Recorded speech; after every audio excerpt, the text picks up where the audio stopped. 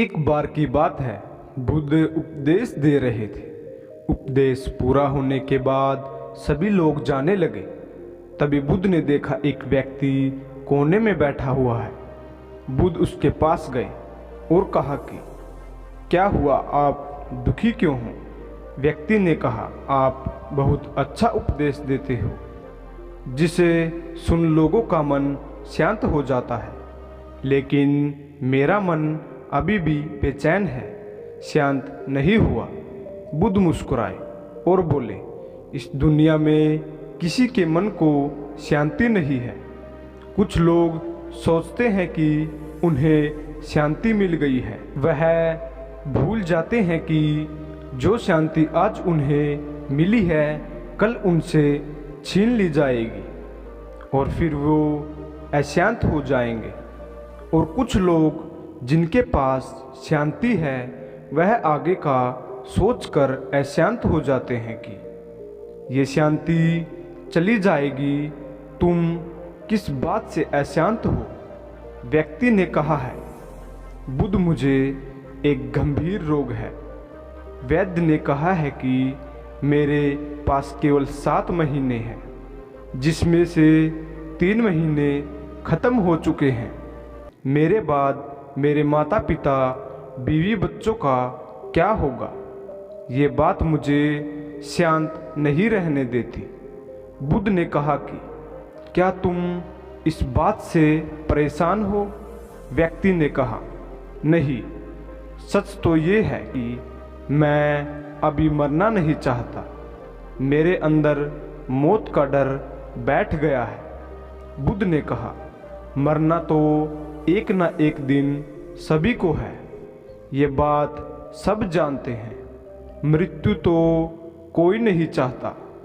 भूतों को तो ये भी नहीं पता कि उनकी मृत्यु कब होगी।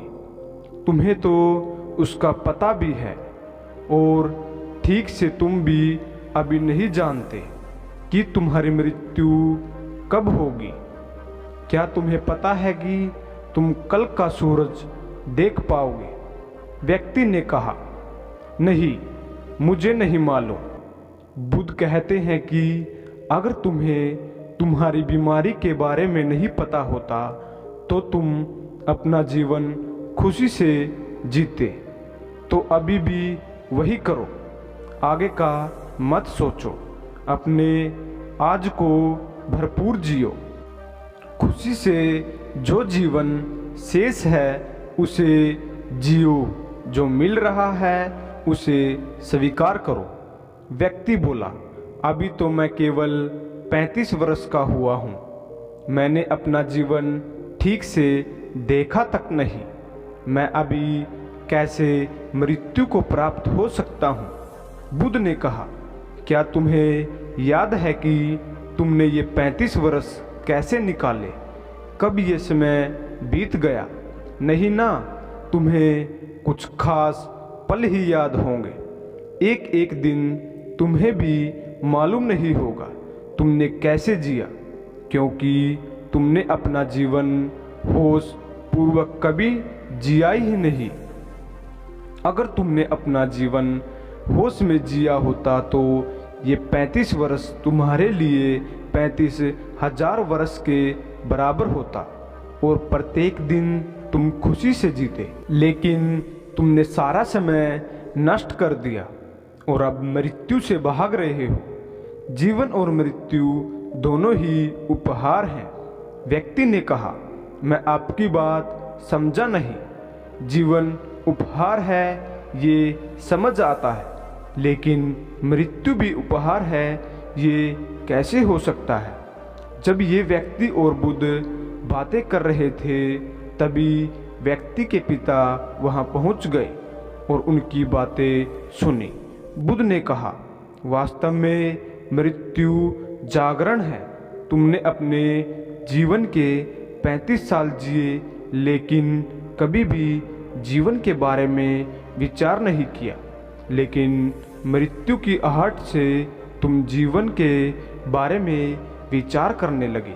मृत्यु का यही काम है, ये जीवन को जागरण की तरफ ले जाती है। अगर मृत्यु न होती तो व्यक्ति जीने तक अंधेरे में ही रहता और कभी भी रोशनी की तरफ नहीं बढ़ता। बुद्ध ने पूछा, क्या तुम्हें जन्म से पहले का कोई ज्ञान है? व्यक्ति ने कहा, नहीं, मुझे जन्म से पहले का कोई ज्ञान नहीं है। बुद्ध ने कहा, जैसे तुम्हें जन्म से पहले का कोई ज्ञान नहीं है, ठीक उसी प्रकार तुम्हें मृत्यु के बाद का भी कोई ज्ञान नहीं है, इसलिए तुम डरे हुए हो। तुम अपने जीवन के शेष दिनों को खुशी से जियो और ध्यान करो, जब तुम जीवन को समझ जाओगे तब तुम मृत्यु को भी समझ जाओगे। ये जो डर तुम्हारे अंदर मृत्यु का, ये भी निकल जाएगा, तब मृत्यु के उपहार को भी समझ पाओगे। बुद्ध की बातें सुन व्यक्ति के पिता ने कहा, आपकी बातें बिल्कुल सही हैं, लेकिन आप मृत्यु को हमारे लिए उपहार बता रहे हैं, लेकिन वह हमारे लिए कैसा उपहार है?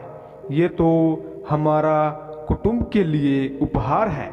अगर ये हमसे छिन जाएगा तो हमारा उपहार भी हमसे छिन जाएगा, तब हम क्या करेंगे? बुद्ध ने पिता से पूछा, क्या तुम्हें भी किसी ने कोई उपहार दिया है?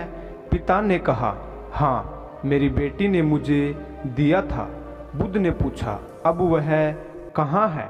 पिता ने कहा, वह गांव में आए एक बाढ़ के साथ बह गया और नष्ट हो गया। बुद्ध ने कहा, क्यों, इससे तुम्हारी बेटी के प्रति प्यार कम हो गया है? पिता ने कहा, नहीं, वह क्षण मुझे आज भी याद है जब मेरी बेटी ने मुझे वह उपहार दिया था। वह उपहार मैं कभी नहीं भूलूंगा। वह मेरी पुत्री ने मुझे पहली बार दिया था, वह हमेशा मुझे याद रहेगा। बुद्ध ने कहा, ठीक है, इस प्रकार तुम्हारा बेटा भी तुम्हारे साथ रहेगा। उसके जाने के बाद आपने कितना जिया ये मायने नहीं रखता। खास बात यह है कि हम जो जीवन जीते हैं उसे पूर्ण रूप से जगत होकर जीना चाहिए। व्यक्ति ने कहा, आप सही कहते हैं, लेकिन मेरे बाद मेरे परिवार का क्या होगा? बुद्ध ने कहा, क्या तुम उनके लिए कुछ कर सकते हो? व्यक्ति ने कहा, शरीर से तो मैं अब कुछ भी नहीं कर सकता। बुद्ध ने कहा, फिर जब तुम कुछ कर ही नहीं सकते तो उस बारे में क्यों सोच रहे हो? जो समय है उसे जियो। इस दुनिया में कोई किसी के लिए कुछ नहीं करता, सबको खुद अपना जीवन जीना होता है। हमें बस ऐसा भ्रम होता है कि हम कुछ उनके लिए कर रहे हैं, लेकिन हम कुछ भी उनके लिए नहीं करते, खुद के लिए करते हैं। अगर आज तुम अपने परिवार के लिए जमीन जायदाद इकट्ठा कर रहे हो तो ये तुम उनके लिए नहीं, अपने लिए कर रहे हो। इसे करने से तुम्हारे अंदर आंतरिक शांति रहेगी, लेकिन तुम रहोगे इस भ्रम में कि तुमने उनके लिए किया है, लेकिन ये तुम खुद के लिए करते हो। अगर तुम उनके लिए कुछ नहीं भी करोगे तो भी उनके जीवन में कोई खास फर्क नहीं पड़ेगा, क्योंकि जीवन कभी भी एक समान नहीं रहता, कठिनाइयों से भरा रहता है। जीवन कभी भी आसान नहीं रहा है, संघर्ष करना पड़ता है तभी जीवन चलता है। गरीब व्यक्ति से ज़्यादा परेशान अमीर व्यक्ति होता है। इससे ये पता चलता है कि धन से तो जीवन को सुरक्षित नहीं किया जा सकता, लेकिन पूर्ण रूप से जागरूक होकर जीवन को सुरक्षित किया जा सकता है। ऐसा करने से हम जीवन की सभी कठिनाइयों को समझ पाते हैं, जीवन और मौत को समझ पाते हैं और आसानी से जीवन जी सकते हैं। तो आपको इस कहानी से क्या सीख मिली, कमेंट में ज़रूर बताना। धन्यवाद।